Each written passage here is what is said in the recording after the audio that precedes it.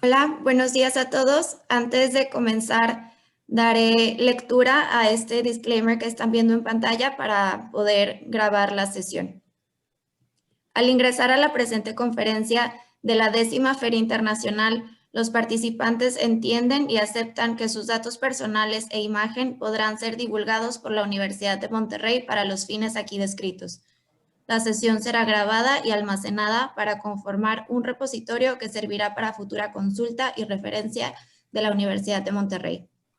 También podrá ser difundida por la misma para fines administrativos y otros relacionados con la promoción y capacitación por parte de la universidad. El acceso al material y contenido del presente evento no implica una licencia gratuita para su uso, por lo que deberán respetarse en todo momento los derechos de autor. La información compartida no podrá ser transmitida, grabada ni divulgada en ninguna forma a ningún tercero. Las opiniones expresadas en esta sesión son responsabilidad de cada participante. Se solicita realizar este intercambio de ideas y opiniones con tolerancia y respeto.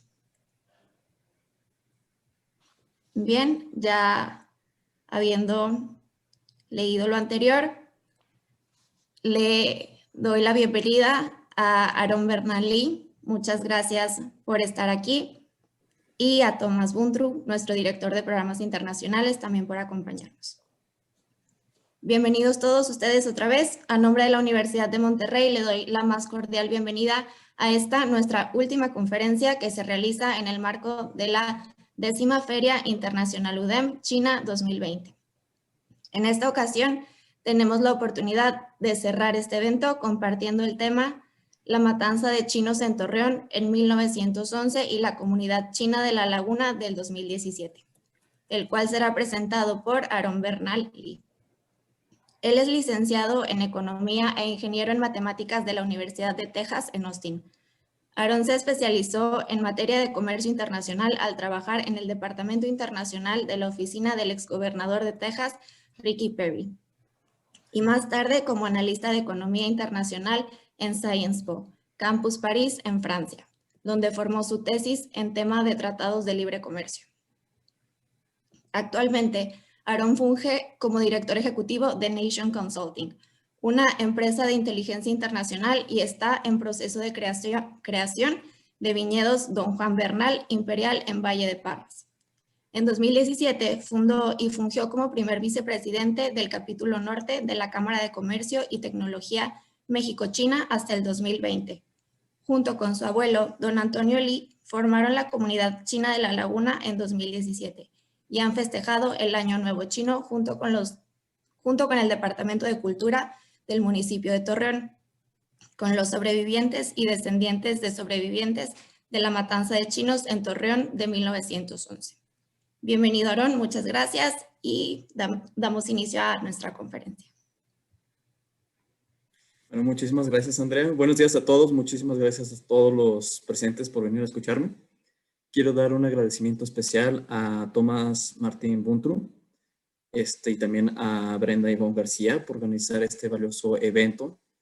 Muchas gracias por la invitación y, por supuesto, a la UDEM por permitirnos estar a todos aquí presentes. Para mi plática tengo muy sencillo el tema. Es no comúnmente conocido ni registrado en la historia. Se trata principalmente sobre la matanza de chinos en Torreón de 1911 y sus elementos que llevaron a esta situación.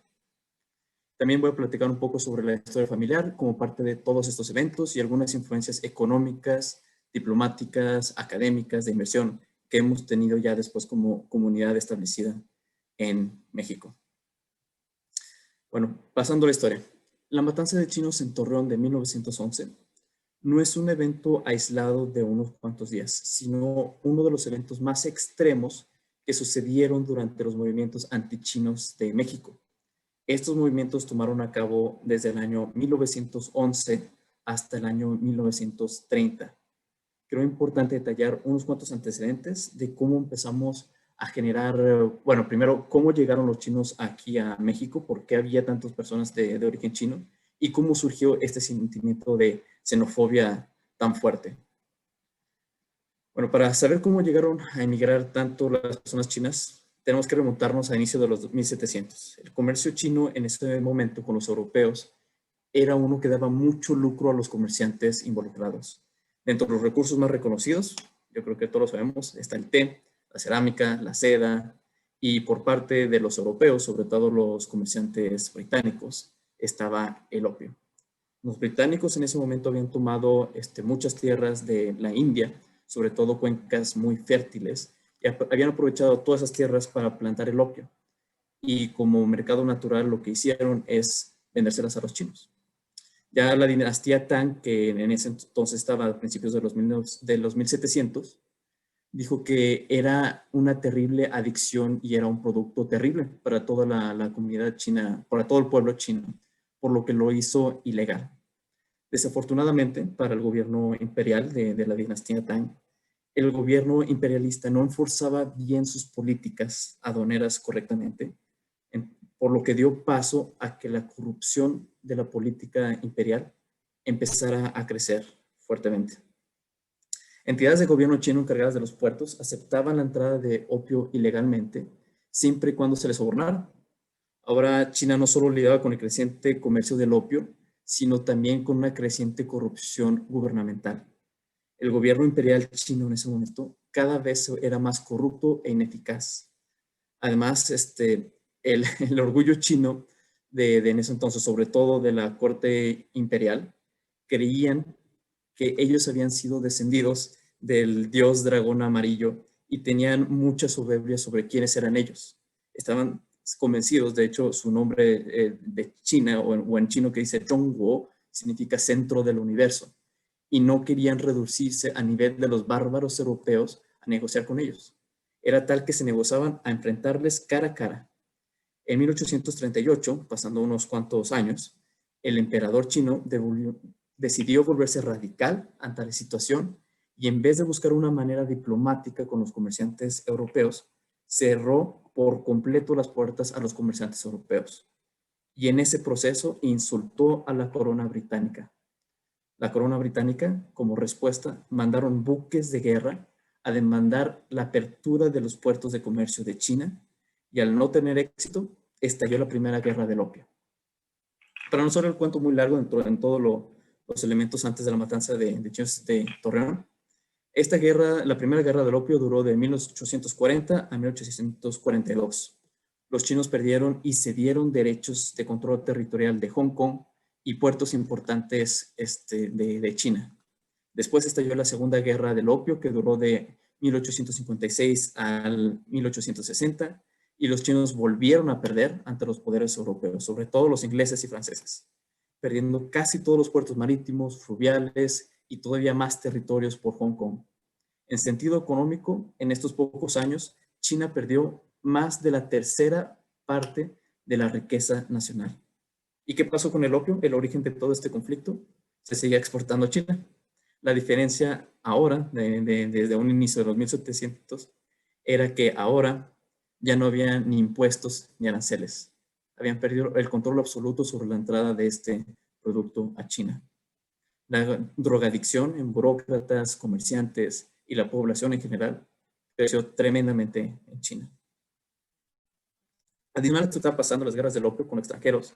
Estalló también la guerra civil en China, encabezada por el entonces Reino Celestial Taiping, que duró de 1850 a 1864. La gente fastidiada por las pérdidas de la primera guerra del opio, la opresión del gobierno imperial y la ineficacia y tremenda corrupción de los oficiales, decían que ya no pueden aguantar más. Esta permanece en los registros históricos como una de las guerras sangrientas más fuertes de todo el mundo. De hecho, alcanzando un estimado de 70 millones de muertes, acorde a los datos publicados por el gobierno chino. Este conteo es superior al número de muertes de la Primera Guerra Mundial y, según a quien le preguntes, es equivalente a la Segunda Guerra Mundial. Aunque la guerra civil fracasó, el imperio Qing fue fuertemente debilitado y la nación devastada. Muchos nacionales chinos temían por sus vidas. Si no era la brutalidad del europeo, era la brutalidad del chino. Y si no era ninguna de estas dos, era la pobreza extrema y la terrible hambre que querían simplemente salir del país.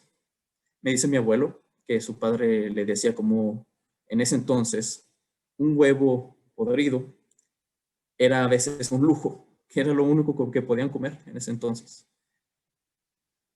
Para los que no saben, mi bisabuelo mi bisabuelo fue uno de los inmigrantes que emigraron de la región de Cantón a México y llegó a vivir a Torreón, justo para cuando empezó la matanza de chinos en 1911.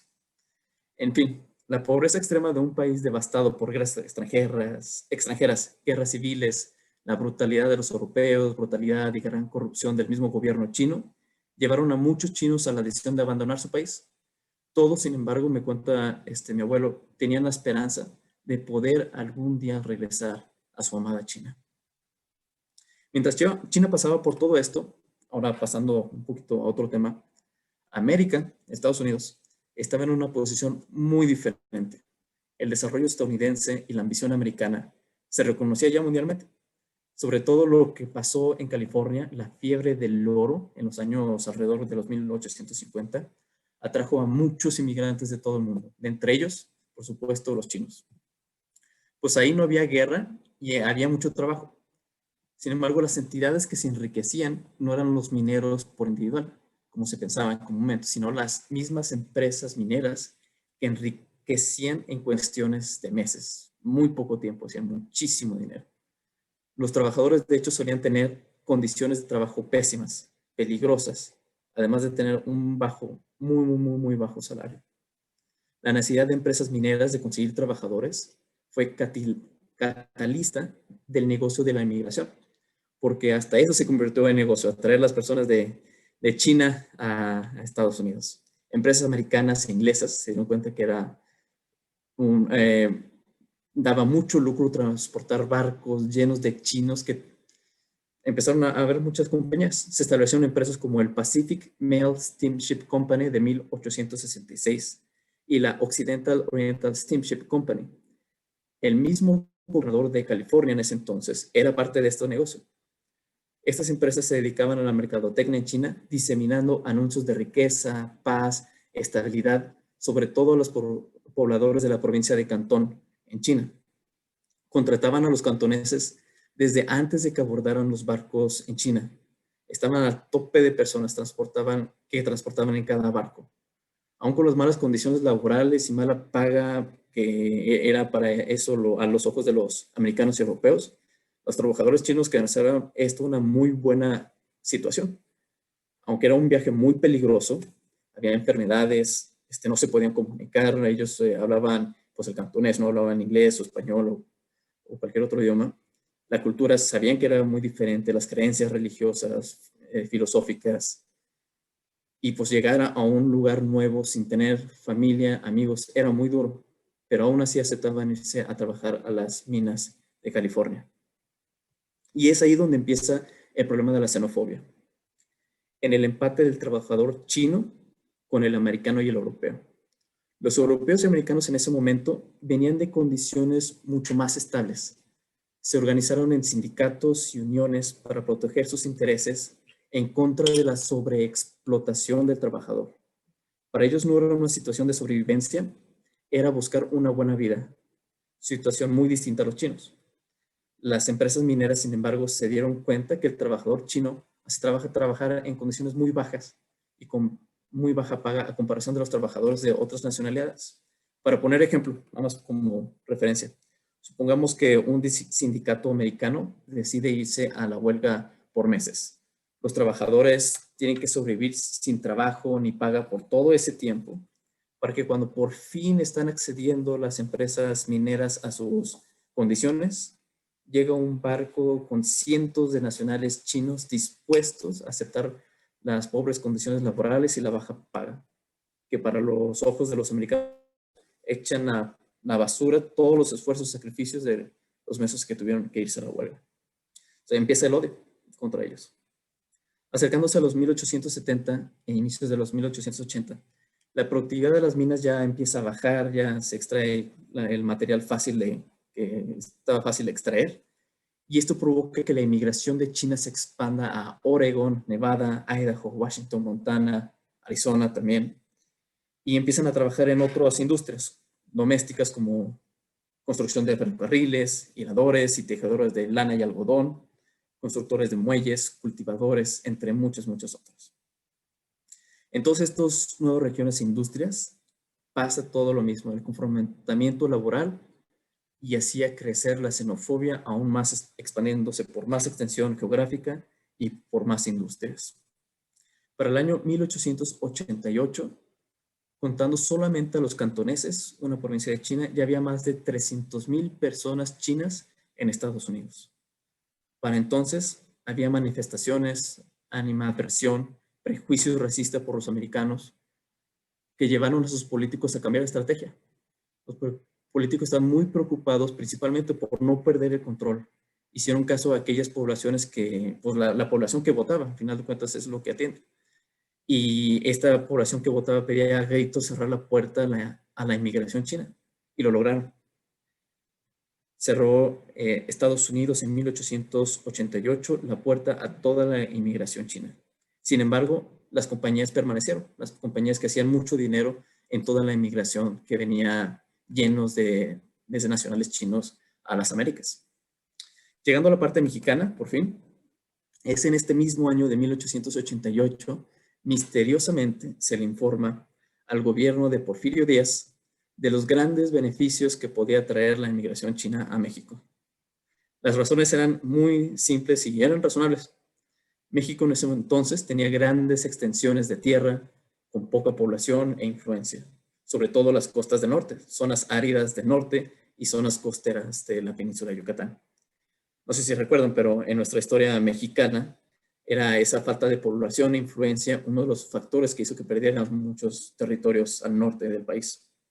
Como dato importante, México es reconocido por su gran cultura hospitalaria. A lo largo de nuestra historia hemos dado bienvenida a muchas olas de inmigración, como los españoles, italianos, irlandeses, árabes, etc. Claro, estoy hablando ya cuando se estableció México, no antes. Pero nunca ninguna ola de inmigración había sido recibida con tanta hostilidad, agresividad como la china.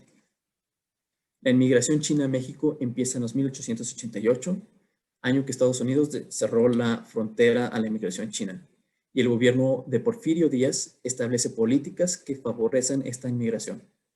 En 1899 se firma el Tratado Sino-Mexicano de Amistad, Comercio y Navegación.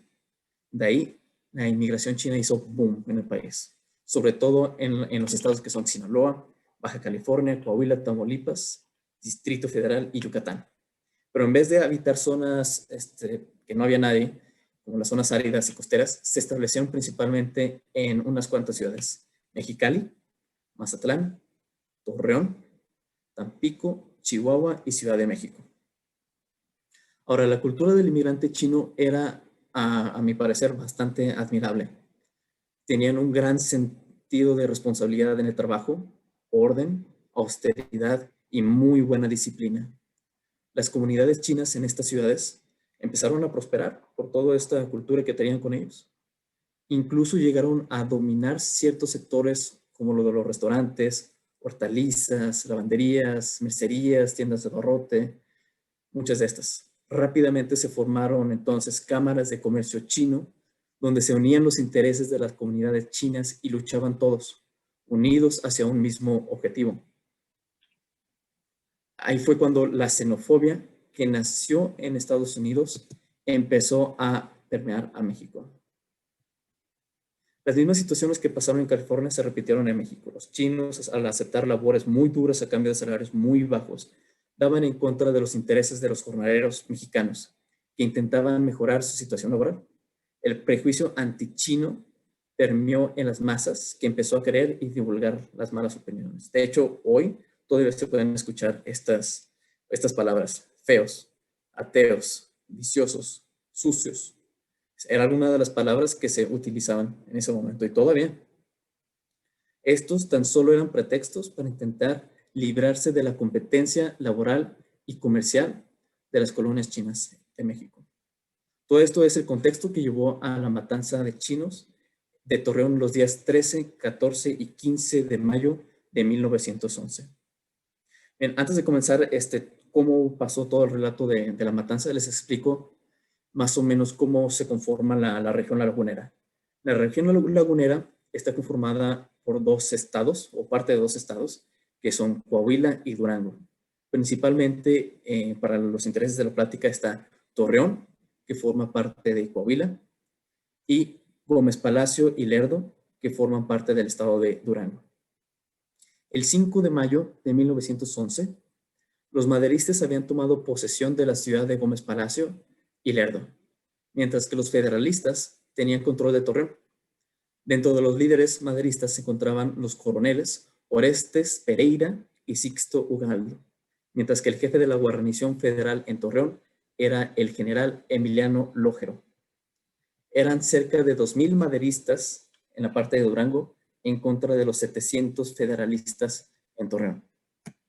Ese día llegó la noticia a la guarnición federal en Torreón que el ataque a Torreón era inminente. 13 de mayo de 1911 es el inicio de la matanza. El combate entre los maderistas y los federalistas inicia a las 10 de la mañana, cuando los maderistas entran a Torreón.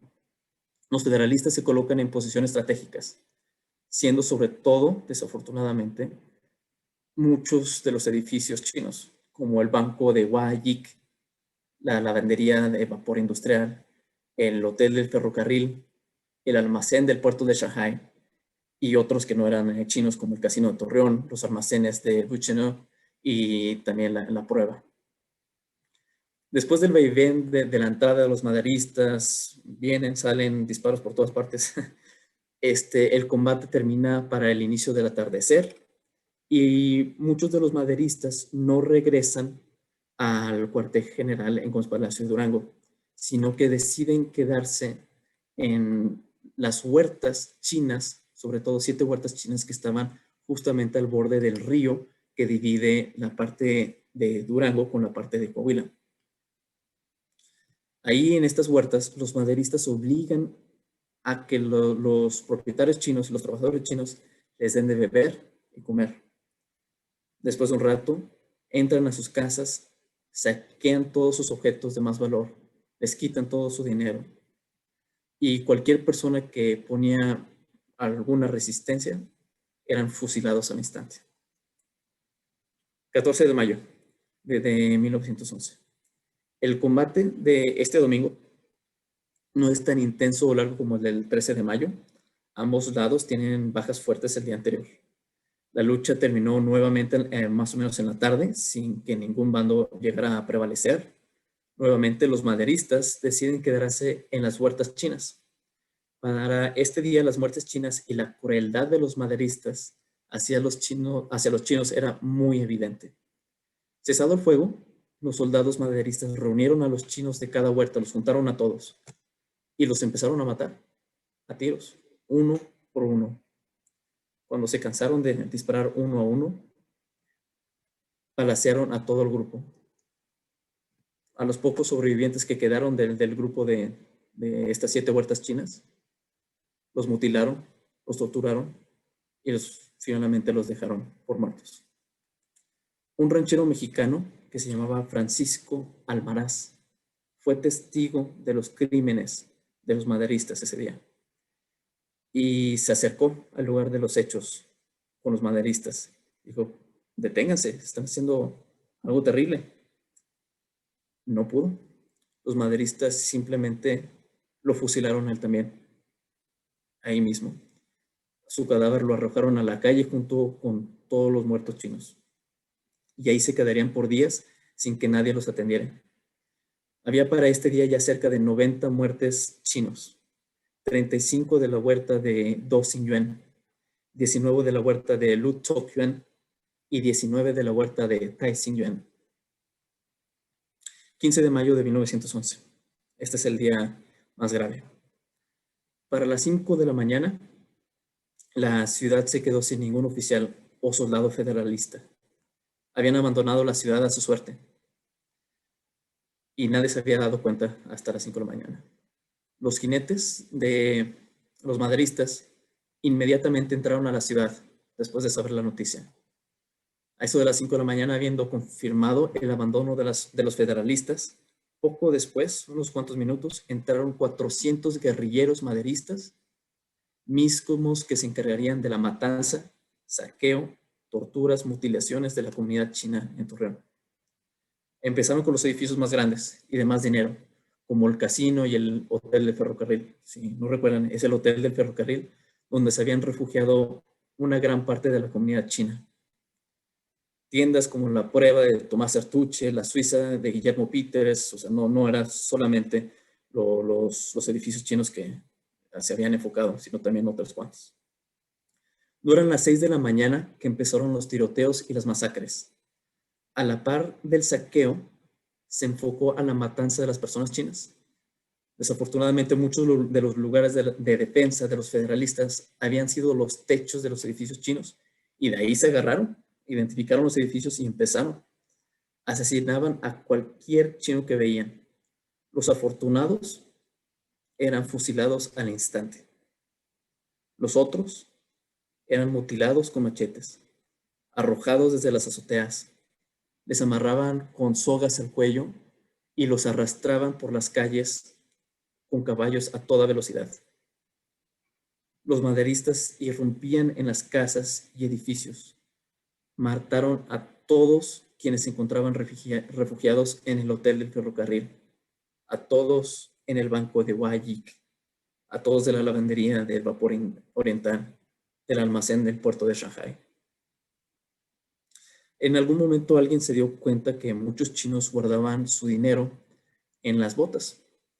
Ahí juntaban unos cuantos pesos y dólares americanos también tenían, porque se dieron a la tarea entonces los guerrilleros maderistas a quitarles las botas a todos los chinos, muertos y vivos, para despojarlos de todos sus bienes.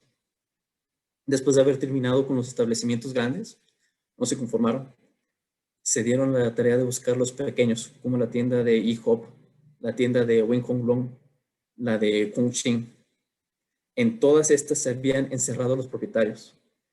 Había pasado un comunicado antes de que empezara todo esto, que se encerraran los chinos en sus casas, que se encerraran en sus propiedades y no salgan, que no participen para nada, iban a estar seguros. Eran mentiras. Los maderistas que en fila marchaban por la ciudad se detenían en cualquier local o cualquier casa que tuviera, como ellos le llamaban, jeroglíficos chinos. Y con eso bastaba para irrumpir y asesinar a todos los habitantes.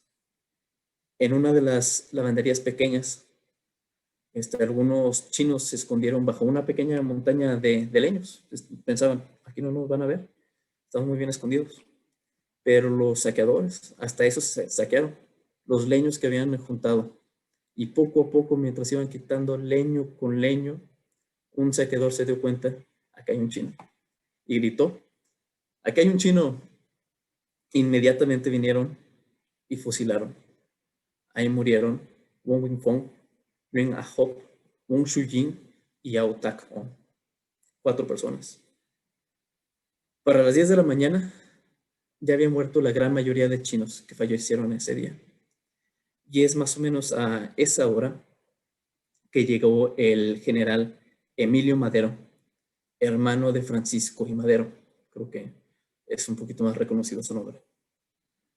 Ordenó de inmediato que parasen todas las masacres. Él estaba horrorizado por lo que sus soldados maderistas de Lerdo y de Gómez Palacio de Durango estaban cometiendo. Pero las órdenes que él daba parecía que nadie las escuchaba, nadie no le hacían caso. Ese día, acorde a la alegación china, murieron 303 personas chinas. Sobrevivientes, 250. Bueno, pasando a un tema un poco más personal. Eso fue el relato de la matanza de chinos que duró 3 días. Como ya les mencioné antes, mi bisabuelo es de origen chino. Él vivía en la provincia de Cantón, muy cercano a la capital. Él se llamaba Wang Li. Cuando vino aquí a México, él se nacionalizó mexicano. Y cuando le estaban poniendo el nombre en su pasaporte, las personas de inmigración pues no le entendían. Él decía Wang Li, Wang Li. Y pues le dije, no, pues, ¿qué le ponemos? Vamos a ponerle Juan Lee. Entonces, de ser el apellido Juan, pasó el apellido familiar a ser Lee. Por eso yo soy Aaron Bernal Lee, por mi bisabuelo que le cambiaron el nombre. Y bueno, él en 1911 vivía en Torreón. A mediados de abril, a unas pocas semanas de la matanza, se enferma muy gravemente sin poder salir de la cama. Y cuando lo vienen a ver, dicen, pues, ¿sabes qué?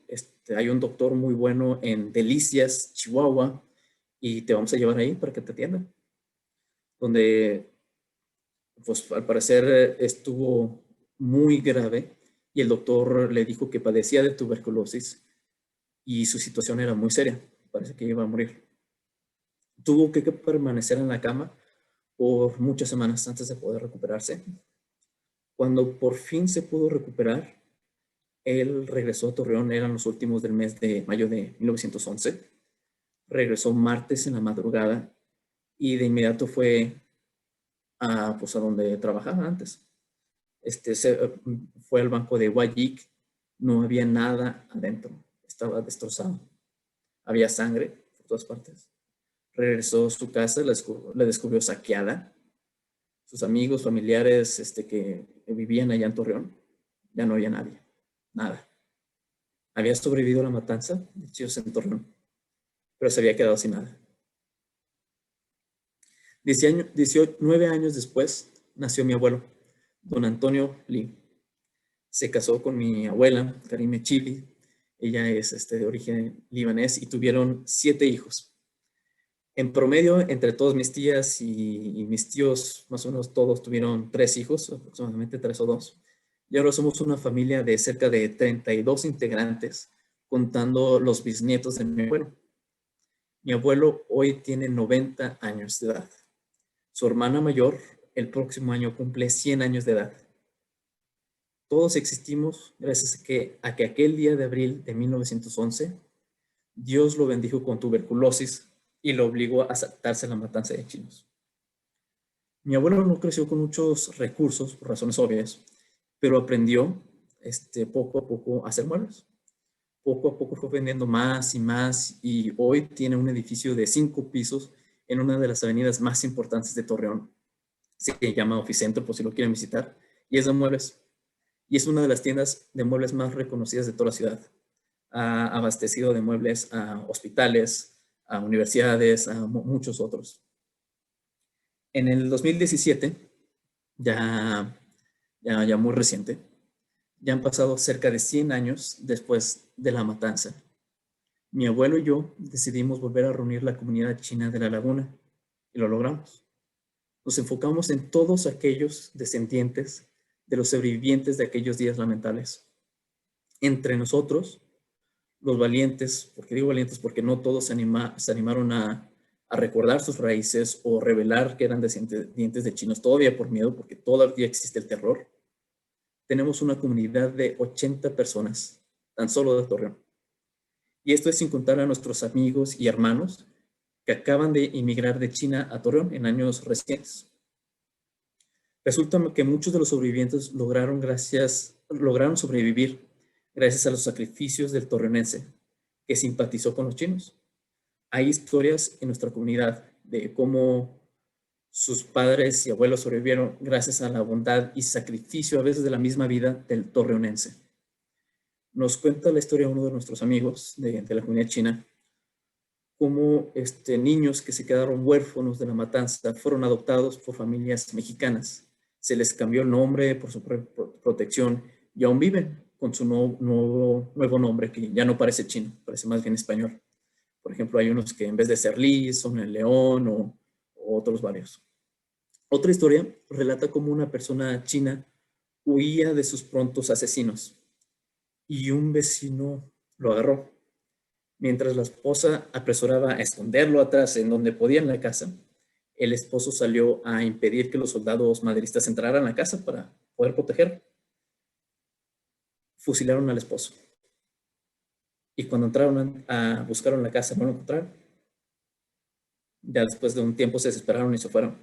Sobrevivió la persona china y sobrevivió la esposa, pero se sacrificó el esposo. Después de la fundación de la Comunidad China de la Laguna en el 2017, se impulsa la creación de la Cámara de Comercio y Tecnología México-China, con base en Torreón, en representación del norte del país. Desde Torreón se empieza a manejar la representación de esta Cámara y tan solo en 2 años la Cámara llegó a tener oficinas en Chihuahua, en Durango y Monterrey, Nuevo León, todo dirigido desde Torreón. Se lograron muchas cosas gracias a la Cámara en el norte del país. Teníamos una agenda muy ambiciosa de 5 secciones que incluía la comercial, la inversión, la academia, innovación y cultura. Llevamos en esos 2 años a 4 misiones comerciales y de inversión. Se lograron firmar acuerdos de exportación desde vinos, licores, productos alimenticios, importamos electrónicos, partes de carro, maquinaria. Fuimos partícipe de los esfuerzos recientes en traer inversiones de chinas al norte del país, como lo fue la reciente inversión de, no sé si tengo permitido decir el nombre, pero una empresa china que hizo una muy fuerte inversión en Torreón el año pasado. En innovación trajimos programas y proyectos de empresas tecnológicas chinas como de Alibaba, de Aldeas Digitales y pues muchas otras en cooperación con otros colaboradores de la Cámara China.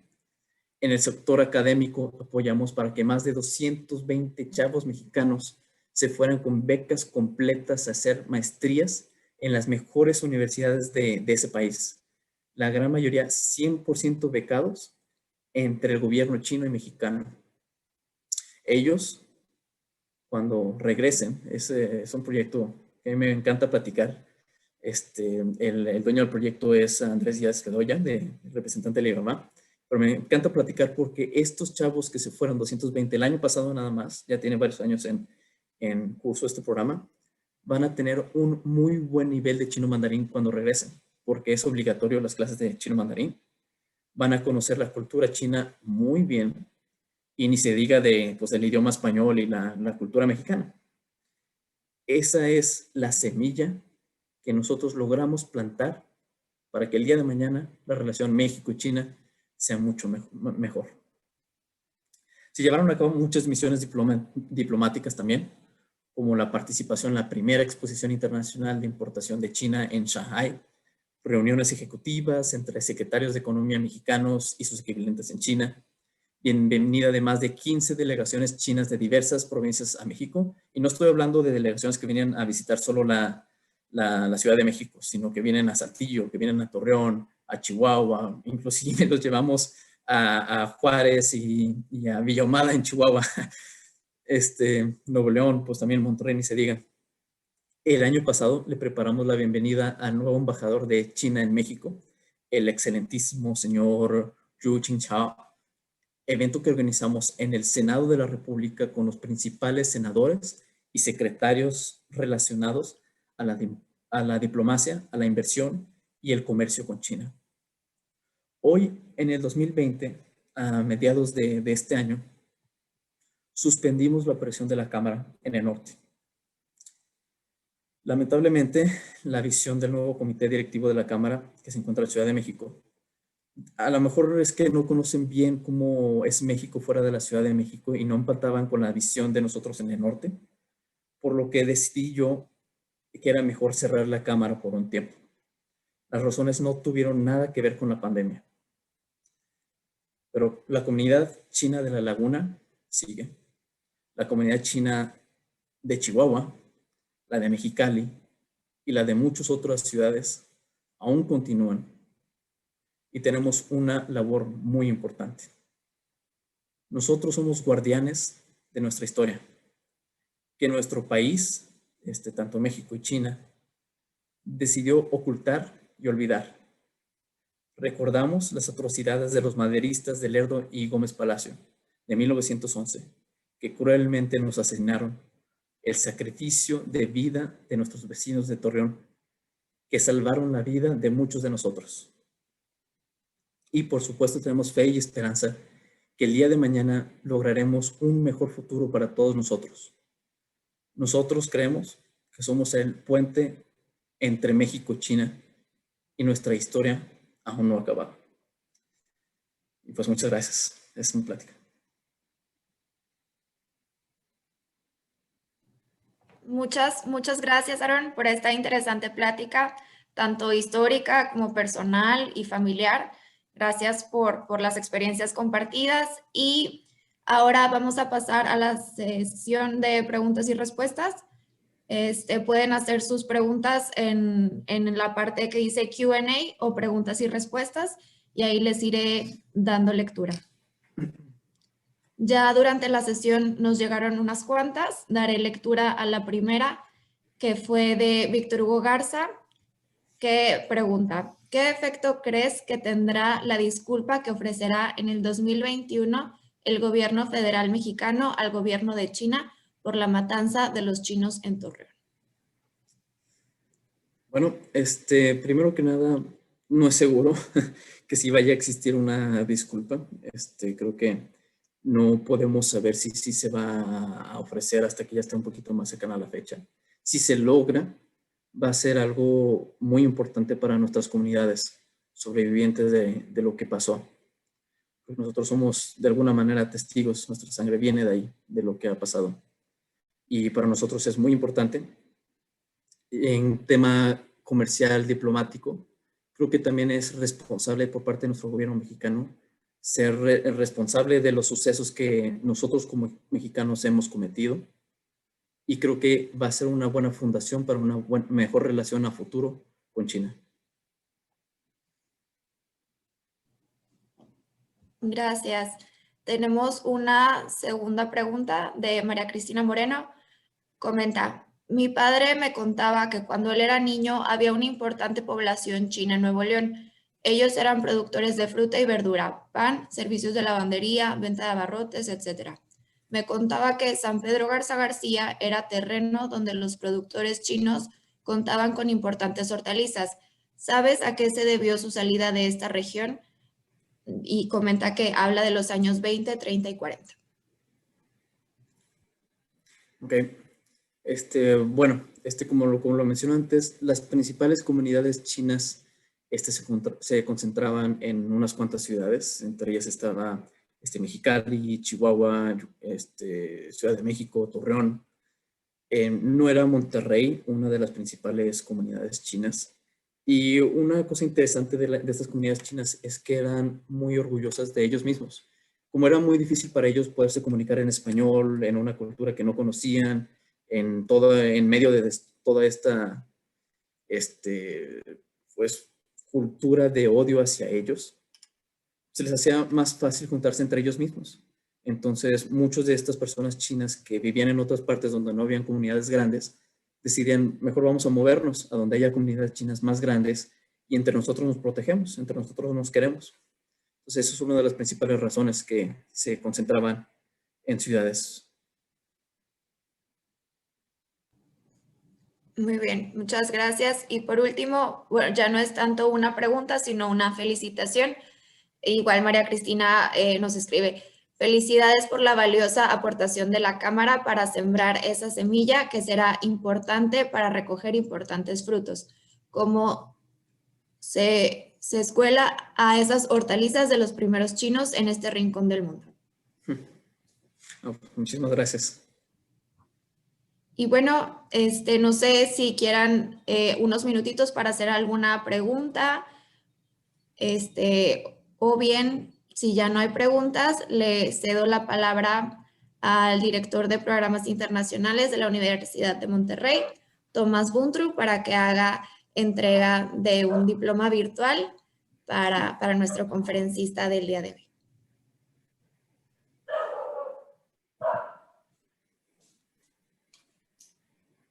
Bueno, Aarón, pues es un honor para mí para entregarte este reconocimiento que te hacemos de la UDEM.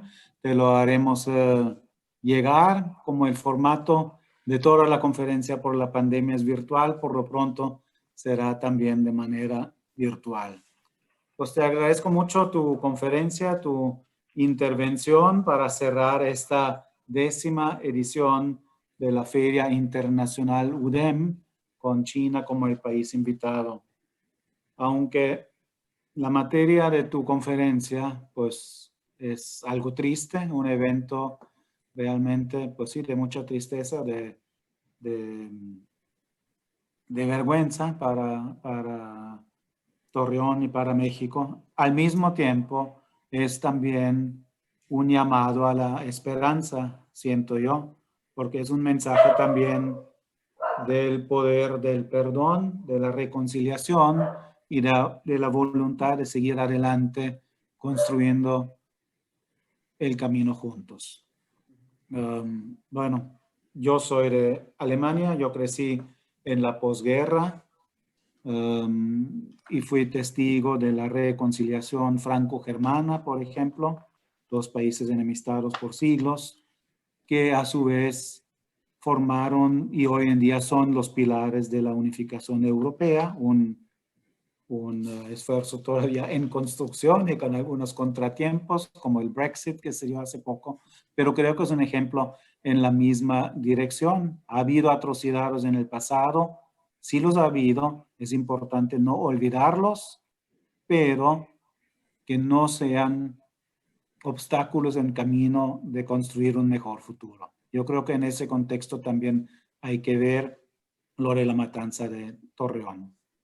Y me da mucho gusto que pues, la comunidad china en Torreón se haya reconstituida y que sea tan viva hoy en día. Pues muchas gracias por compartir esa experiencia. Yo creo que ha sido muy importante porque muchos de nosotros ignoramos esos sucesos. Y yo mismo también, yo no sabía hasta que como parte de la feria, en un evento del Café Literario de Biblioteca, hubo una entrevista con el escritor Julián Herbert, que escribió un libro sobre este evento también, que por cierto puedo recomendar.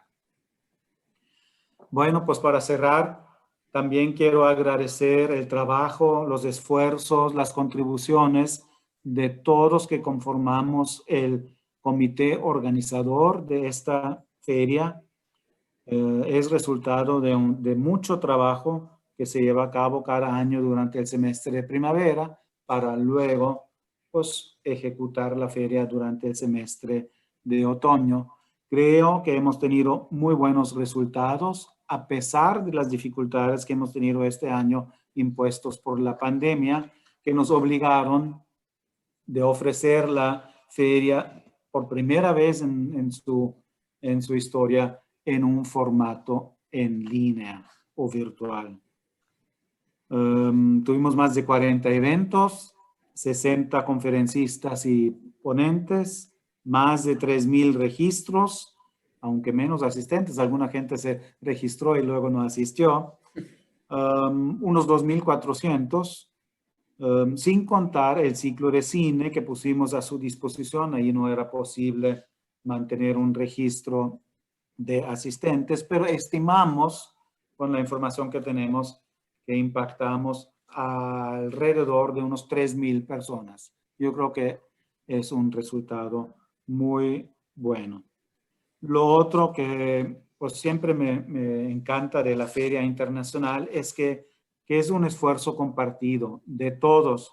Todas las instancias de la UDEM participan en la realización de la feria y este año quiero resaltar sobre todo la participación muy activa de nuestra Escuela de Negocios, que fue la que contribuyó con más eventos a la feria, pero también todas las demás vicerrectorías, escuelas, departamentos, áreas académicas y formativas han participado en la feria.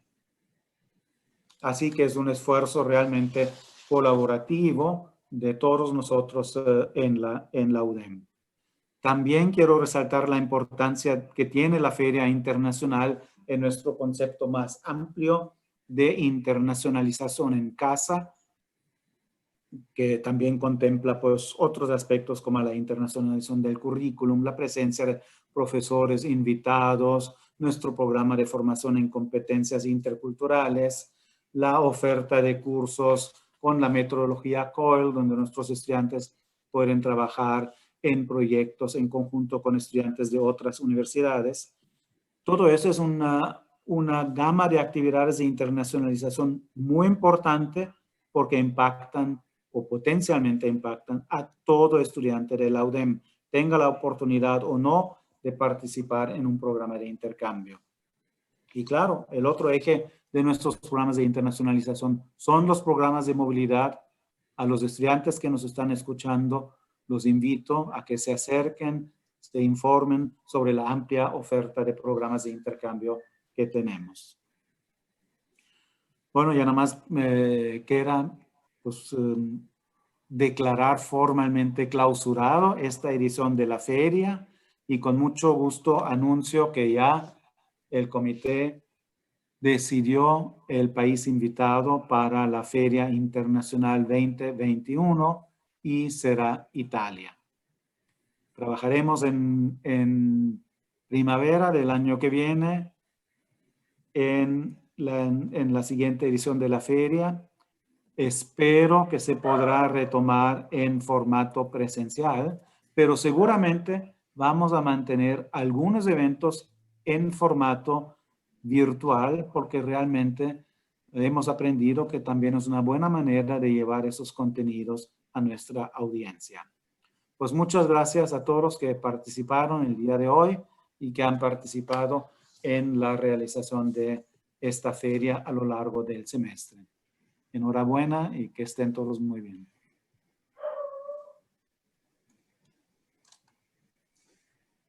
Muchísimas gracias, Tomás, y muchísimas gracias a todos. Mil gracias a ti. Andrea, ¿qué sigue? Listo, pues despedirnos solamente dando otra vez las gracias a todos los que participaron el día de hoy y a quienes participaron a lo largo de la feria. Gracias por seguirnos durante estos 3 meses y bueno, nos vemos el siguiente año. Ok, felices fiestas a todos.